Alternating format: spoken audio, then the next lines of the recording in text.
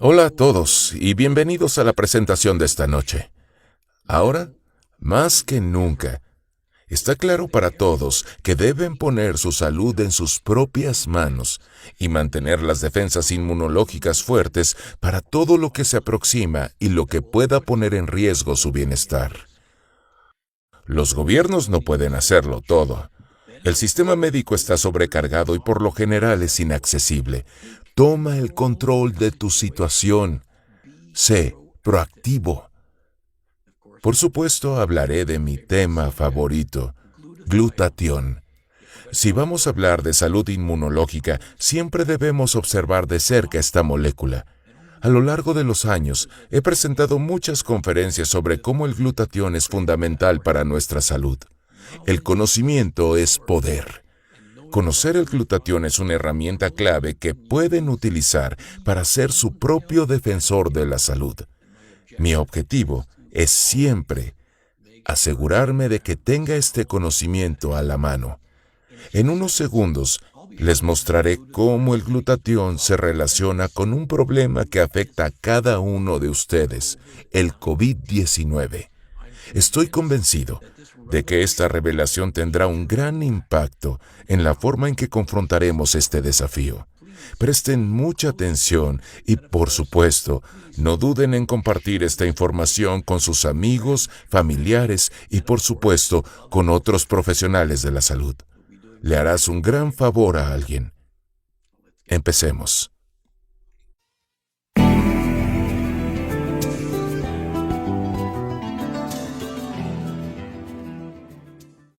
Hola a todos. Quiero agradecer al Dr. Alberto Campos García por la gran oportunidad de hablar en esta importante conferencia. Estoy seguro de que juntos podremos marcar la diferencia, una diferencia exitosa en las estrategias que estamos empleando para abordar esta pandemia del coronavirus. Una vez más, soy el Dr. Jimmy Gottman. He dedicado muchos años de mi vida a la medicina académica, tanto como médico de urgencias como profesor de muchos estudiantes y médicos. Sin embargo, he pasado los últimos 20 años casi totalmente enfocado en el sistema inmunológico, particularmente en el papel que juega el glutatión en la salud y la enfermedad. Para mí el glutatión es una gran pasión y he escrito extensamente sobre el tema. Mis libros están disponibles en varios idiomas, incluyendo en inglés y en español, y pueden acceder a estos libros en el sitio web que aparece en la diapositiva. Lo ven allí, www.glutation.org.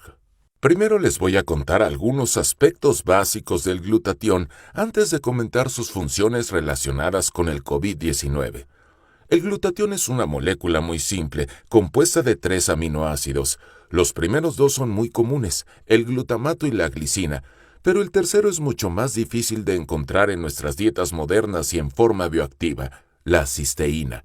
Ahora bien, el glutatión tiene muchas funciones en nuestro cuerpo, las cuales ya he abordado en presentaciones anteriores, aunque la más reconocida es su función como antioxidante. De hecho, muchos autores se refieren al glutatión como el antioxidante maestro, porque potencializa todas las funciones antioxidantes al recargar y reciclar los antioxidantes comestibles, como la vitamina C y otros. Lo que es notable es que, aunque el glutatión sigue siendo relativamente poco conocido por muchos profesionales de la salud, existen más de 150,000 artículos sobre el glutatión en los principales sitios de investigación, como PubMed.gov. Solo para ponerlo en contexto, PubMed solo tiene 66,000 artículos sobre la vitamina C y 44,000 artículos sobre la vitamina E. Bien, ahora, esta diapositiva es una de las que más me interesa que entiendan. El glutatión, cuando se toma por vía oral, no sirve para elevar los niveles de glutatión intercelular. Se descompone rápidamente en el tracto digestivo, sobre todo por la enzima GGT, Gamma Glutamyl Transferase, que sus niveles particularmente son altos en el intestino humano. Ahora bien, para producir glutatión en el cuerpo, dependemos de nuestras propias células para su fabricación, y para lograrlo necesitamos abastecernos de los precursores, o una nutrición específica que las células necesitan para producir su propio glutatión. Como hemos mencionado antes, el nutriente más importante es la cisteína, y tenemos que suministrarla en una forma que sea digerible y que pueda sobrevivir al largo viaje que va desde la boca hasta la célula. El aminoácido libre cisteína por sí mismo no es muy eficiente ya que se oxida muy fácilmente, y es por eso que para lograrlo necesitamos usar una sustancia como la NAC, N-acetilcisteína, o una proteína más grande como la proteína aislada de suero no desnaturalizada. De modo que teniendo claro cómo se produce el glutatión en nuestro cuerpo, veamos ahora algunas de sus funciones.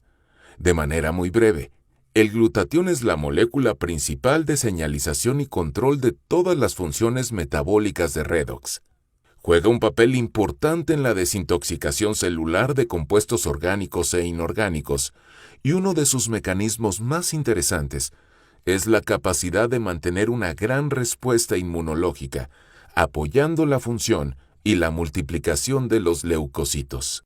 De hecho, la función inmunomoduladora del glutatión es lo que impulsa la investigación sobre el uso del glutatión directamente como agente antiviral.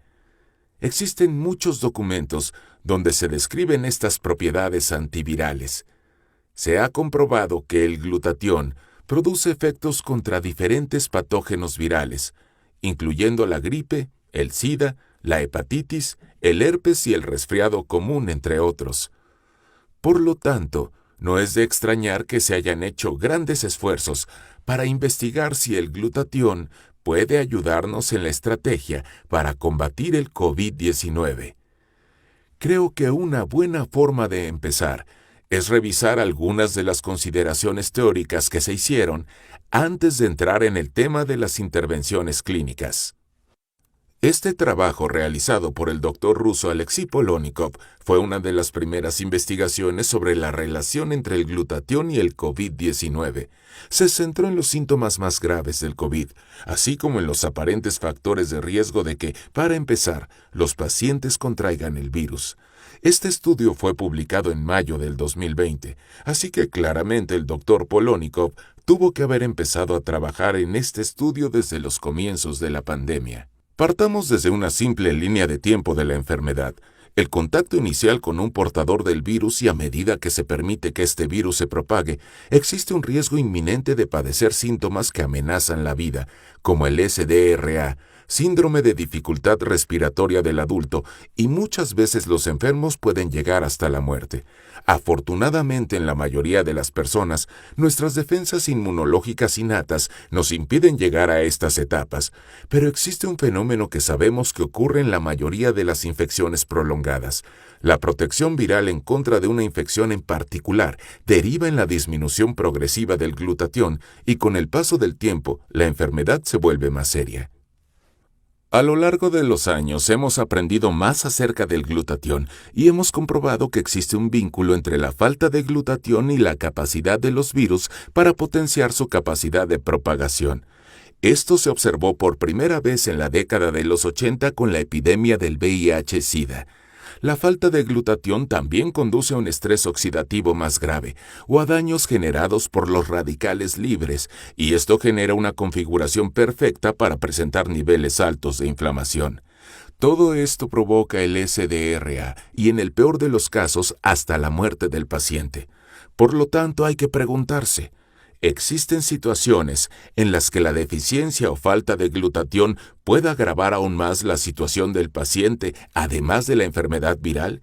¿Existen condiciones que predispongan a la deficiencia de glutatión? Bueno, podríamos remontarnos a la década de los 70, cuando claramente se demostró que los niveles de glutatión estaban comprometidos en el proceso de envejecimiento. Se estima que en los seres humanos aproximadamente se reduce el 10% por cada década de vida después de los 20 años. Sabemos que los fumadores presentan una disminución significativa de la protección antioxidante, especialmente del glutatión. Hay muchas enfermedades crónicas que claramente se relacionan con la deficiencia de glutatión. Veamos algunas de ellas. Muchas enfermedades pulmonares se presentan por un bajo nivel de glutatión. Muchas enfermedades cardíacas se relacionan con un bajo nivel de glutatión. Los pacientes de diabetes casi siempre presentan bajos niveles de glutatión, igual que la obesidad, los problemas hepáticos y podríamos seguir añadiendo más enfermedades a esta lista. Por lo tanto, los puntos importantes son: número 1. Todas estas condiciones son también condiciones de deficiencia o falta de glutatión. Y número 2. Estas mismas condiciones son las que se consideran de alto riesgo por complicaciones graves del COVID-19. Esto es muy importante que lo entiendan. De manera que Polónico fue un poco más lejos. Quería respaldar su argumento de que la disminución del glutatión se relacionaba con la gravedad del COVID-19. Así que durante la recopilación de datos de todos los pacientes, observó varios parámetros. Aquí les muestro los datos de algunos pacientes. 2 pacientes con enfermedad moderada y 2 pacientes con enfermedad severa. Para la enfermedad severa se consideró a los pacientes que tenían neumonía y se puede ver que los que tenían la enfermedad severa también tenían el espectro de otros síntomas, como fatiga, dificultad para respirar y dolor muscular. Y también se puede observar que la duración de la enfermedad era muy diferente. Los casos moderados duraban días, mientras que los casos severos duraban semanas. Y observen aquí, cuando se les tomaron las medidas de glutatión, hay diferencias muy claras entre los grupos de pacientes con enfermedad moderada y severa. Cuando se tomaron las medidas de estrés oxidativo, como se esperaba, había una tendencia a presentar un daño más grave en el grupo de pacientes con enfermedad severa. Y cuando se comparó la proporción de estrés oxidativo con los niveles de glutatión, se pudo ver el desequilibrio que existía en estos pacientes. Por supuesto, se trataba de una muestra pequeña de pacientes. Sin embargo, fue suficiente para consolidar su argumento teórico y hacer que mucha gente lo entendiera. Veamos otro trabajo que analiza la fisiopatología que se puede dar en esta situación. Este estudio fue realizado por los americanos Poe y Korn, también en mayo del 2020. Estoy seguro de que lo encontrarán muy ilustrativo. Ellos argumentaron que la NAC, N-acetilcisteína, sería una solución efectiva contra el COVID-19. Una vez más les recuerdo que la NAC eleva el glutatión. También estoy seguro que la mayoría de ustedes saben que este nombre que ven allí se refiere al COVID-19, pero por si acaso SARS-CoV-2 es otro término para el COVID-19. Ahora bien, desde la primavera del 2020, hemos aprendido mucho más sobre el mecanismo patológico del COVID-19 y desafortunadamente hemos descubierto que es mucho más complicado de lo que nos habíamos imaginado. Pero veamos un modelo simplificado que se refiere al SDRA. Usaremos el síndrome de dificultad respiratoria del adulto como marco para esta discusión. Así que en algún momento, el virus, una vez contraído, tiene que iniciar sus procesos de propagación.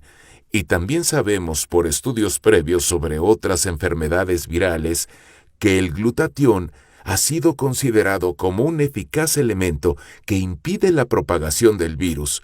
Por lo tanto, su utilidad aquí es evidente. En casos más graves, los pacientes con COVID-19 pueden requerir oxígeno suplementario. Tanto la propagación del virus como el suplemento de oxígeno, en última instancia, conducen a un aumento del estrés oxidativo y al daño de los radicales libres. Como hemos discutido anteriormente, la función más importante del glutatión es combatir el estrés oxidativo y el daño de los radicales libres, así que de nuevo su utilidad es evidente. Sin embargo, si las defensas inmunológicas y las defensas antioxidantes son inadecuadas, el paciente puede llegar a tener una lesión pulmonar. En una lesión grave, a menudo se complica con una tormenta de citoquinas. En este momento no tenemos el tiempo para profundizar en el tema de las tormentas de citoquinas, pero esencialmente es cuando las moléculas del sistema inmunológico inflamatorio reactivo atacan a las células huésped como daño colateral cuando están atacando a las células virales. Y es aquí donde la literatura se vuelve aún más interesante. El glutatión es considerado un elemento eficaz para bloquear diferentes citoquinas inflamatorias, incluyendo la IL-6, TNF-alfa, la proteína C reactiva y otras. Esencialmente aquí, el glutatión puede actuar como un antiinflamatorio. y los médicos están haciendo grandes esfuerzos para eliminar la inflamación de las citoquinas y evitar que el paciente presente SDRA utilizando altas dosis de esteroides. Se ha propuesto que se incluya al glutatión como parte de los esfuerzos para combatir al COVID-19. Y solo como mero comentario, en mi último libro también escribí sobre el glutatión como un elemento efectivo para evitar el SDRA en otras enfermedades. Así que lo que acabo de mostrarles no son los únicos artículos que consideran al glutatión como una alternativa para combatir el COVID-19. Hay muchos artículos más. Me gustaría mencionarles uno que personalmente significa mucho para mí. Es otro artículo que argumenta a favor del uso de la sustancia potenciadora del glutatión NAC, y lo que me llamó la atención fue el autor, el Dr. Silvio de Flora.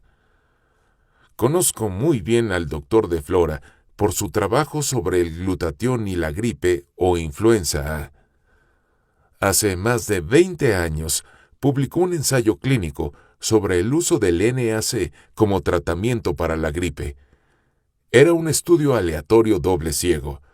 Su equipo recopiló datos de una gran población de pacientes mayores que habitan en hogares de ancianos y los sometió a un tratamiento con el medicamento que potencializa el glutatión, NAC, durante 6 meses. Lo que le interesaba investigar era el efecto que podía lograr, si tenía algo que ver con contagiarse de gripa y la forma como los pacientes evolucionaban. Así que miren esto. No cambió la frecuencia con la que se contraía el virus, pero tuvo un gran efecto en los resultados. De los pacientes que dieron positivo en el test del virus, el 80% de los pacientes del grupo que tomó el placebo presentaron una enfermedad clínica. Sin embargo, solo el 25% de los pacientes del grupo que recibió el tratamiento del NAC mostró algún síntoma, aunque se documentó que estaban infectados. Así que supongo que para muchos de ustedes esto debe tener un gran significado, como para mí. Si el doctor de Flora recomienda el uso del NAC para combatir estas enfermedades, voy a prestar más atención. Por lo tanto, es muy fácil encontrar otros autores que estén a favor del uso de esta estrategia. Muchos sugieren el uso del NAC, muchos sugieren otras formas para aumentar el glutatión, algunos sugieren el uso de técnicas intravenosas, otros prefieren agentes orales. No se preocupen, al final de la presentación les daré una lista de las lecturas sugeridas. Estos artículos vienen de todas partes del mundo. Este es un caso clínico de Nueva York. Por supuesto, este tipo de estudios clínicos son la forma menos confiable de los casos clínicos, pero este me pareció interesante por la siguiente razón. Se informó que los pacientes de este estudio tuvieron una mejoría real de los síntomas en la primera hora después de haber recibido el tratamiento por vía intravenosa. Próximamente podrán ver más informes sobre esto. Les pido una disculpa por las gráficas tan sencillas que usamos en esta presentación. El mecanismo real del COVID-19 es mucho más complicado. Se está haciendo bastante evidente que esta infección del coronavirus es una enfermedad del multisistema y hay muchos aspectos que aún se están descubriendo.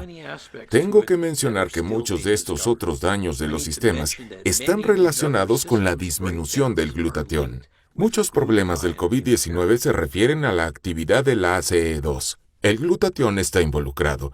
Muchos consideran que este virus es una coagulopatía disfrazada. De nuevo, el glutatión está involucrado. Podemos ver la tormenta de bradiquinina, podemos ver las consecuencias neurológicas. Todo esto tiene literatura que vincula los mecanismos con la función del glutatión. No es un secreto. Son áreas que están ganando la atención de las comunidades médicas y de investigación. Una visita rápida al sitio clinicaltrials.gov revela una lista en constante crecimiento de los ensayos clínicos que se han planteado o que ya están en curso para estudiar la relación entre el glutatión y el COVID-19. Echemos un vistazo rápido. Aquí están algunos de ellos. Disculpen la letra tan pequeña. Les invito a visitar el sitio web clinicaltrials.gov para que puedan verlos con más detenimiento. Por ejemplo, uno que realmente deseo ver es el estudio del Instituto Sloan Kettering de Nueva York. Es un área que cada vez gana más terreno. Y si alguno de ustedes participantes de esta conferencia son investigadores o tienen la oportunidad de estudiar el COVID-19, Me encantaría poder estar en contacto con ustedes. Tal vez podríamos trabajar juntos. Y finalmente, en las últimas 3 diapositivas les mostraré algunas referencias a las que pueden acceder. Voy a mostrárselas rápidamente. Estoy seguro de que si lo desean pueden recibir una copia de esta presentación de manera que puedan tener la conferencia por escrito. Una vez más agradezco sus aportaciones y su experiencia, y desde luego espero recibir noticias de todos ustedes próximamente, y gracias de nuevo por su participación y atención. Les deseo lo mejor para su salud y cuídense. Muchas gracias. Espero que esta charla haya mejorado sus conocimientos sobre el glutatión. Este tema es de vital importancia a medida que avanzamos hacia el futuro. Debo decirles que incluso desde que realicé esta conferencia, la investigación sobre el glutatión y el coronavirus ha crecido aún más. Sigan mis publicaciones y videos para obtener actualizaciones periódicas sobre la investigación del glutatión y por supuesto siempre pueden conseguir mi último libro sobre glutatión en www.glutathione.org.